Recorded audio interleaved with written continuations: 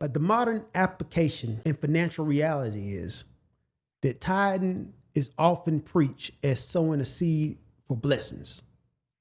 But biblical context shows that it was supposed to be an act of communal care. Like many modern churches use tithes and salaries to build their mission. But if a person's in debt, is struggling, redirecting that 10% into a high yield savings account or ETF, in my opinion, is more beneficial, right? Is faithfulness in your faith about how much you can give, or is it about how wisely you can manage what you have?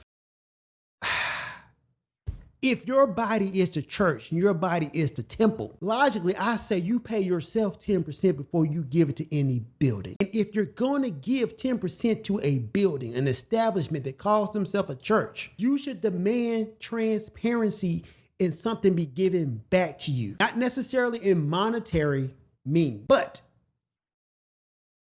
every member should get something back to help them quarterly. Whether that be, hey man, I don't care who you are, you get food this month. Because our dividends from investments are this, we're using that to give every member of this church food for this month.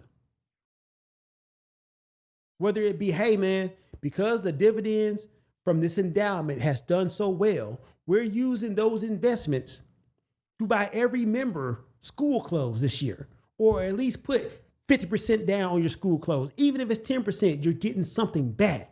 Your church may be different, but in all the black churches I've seen, it's usually somebody struggling on their last leg and everybody has to scrape together some money to be a blessing to that person on their last leg.